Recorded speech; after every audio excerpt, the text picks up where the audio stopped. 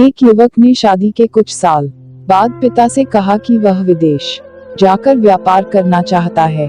पिता ने उसकी मंजूरी दे दी। युवक अपने माँ बाप और गर्भवती पत्नी को छोड़कर व्यापार करने विदेश चला गया। उसने विदेश में कड़ी मेहनत की और धन कमाया और वह बहुत अमीर सेठ बन गया। लगभग 15 वर्ष धन कमाने में बीत गए तो उसे वापस घर लौटने की इच्छा हुई। पत्नी को पत्र लिखकर उसने आने की सूचना दी और जहाज में बैठ गया। वह सेठ कुछ दिनों बाद अपने नगर पहुंचा। नगर के एक चौराहे पर ही उसने देखा कि एक व्यक्ति एक बोर्ड के साथ खड़ा था। उस बोर्ड पर उसने लिख रखा था, बेशकीमती ज्ञान के सूत्र। सेठ ने उस व्यक्ति के पास जाकर पता किया तो उसने बताया कि मैं बेशकीमती ज्ञान के सूत्र बेच रहा हूँ।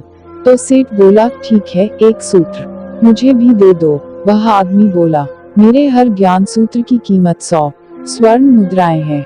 सेठ को यह सौदा महंगा तो लगा, लेकिन उसने एक ज्ञान सूत्र खरीद लिया। उस व्यक्ति ने सेठ को ज्ञान का सूत्र दिया, कोई भी कार्य करने से पहले 2 मिनट रुककर सोच लेना। सेठ ने वह सूत्र अपनी डायरी में लिख लिया।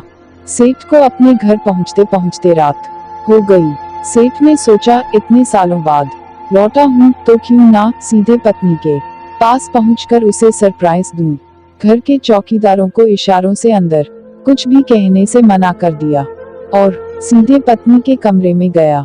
वहां का नजारा देखकर वह चौंक गया। उसने देखा कि उसकी पत्नी के साथ एक युवक सोया हुआ था। यह देखकर सेठ गुस्से से आग बबूला हो गया। वह सोचने लगा कि मैं परदेश में उसकी चिंता करता रहा और यह यहाँ अन्य पुरुष के साथ सो रही हैं। आज मैं इन दोनों को जिंदा नहीं छोड़ूंगा। वह गुस्से से अपनी तलवार निकालकर दोनों पर वार करने ही जा रहा था। इतने में उसे 100 स्वर्ण मुद्राओं के बदले जो ज्ञान सूत्र खरीदा था उसकी याद गई कि कुछ भी कार्य करने से पहले 2 मिनट सोच ले। वह 2 मिनट सोचने के लिए रुका। उसने तलवार वापस पीछे हटाई, लेकिन वो किसी बर्तन से टकरा गई। बर्तन के गिरने की आवाज से पत्नी की नींद खुल गई। आंख खोलते ही उसने अपने सामने अपने पति को देखा तो वह बहुत खुश हो गई और बोली, आपके बिना जीवन सुना सुना था। इंतजार में इतने वर्ष कैसे निकले यह मैं ही जानती हूँ। पत्नी ने इतना बोलकर पास सोए हुए युवक को उठाते हुए बोली, बेटा उठ जा, तेरे पिताजी आए हैं।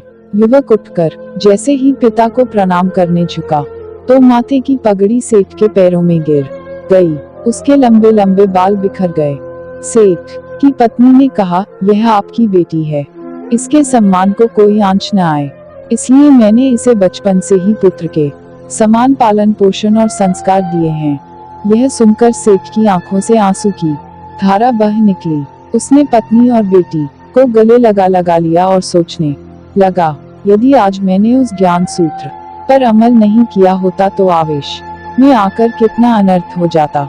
मेरे हाथों से मेरा ही निर्दोष परिवार खत्म हो जाता। दोस्तों, इस कहानी से यही शिक्षा मिलती है कि जल्दबाजी में आकर कोई निर्णय न लेवे, क्योंकि जब हम आवेश में होते हैं तो हमें अच्छे बुरे का ख्याल नहीं रहता है। इसलिए गुस्सा होने की स्थिति में कोई भी निर्णय ना लें।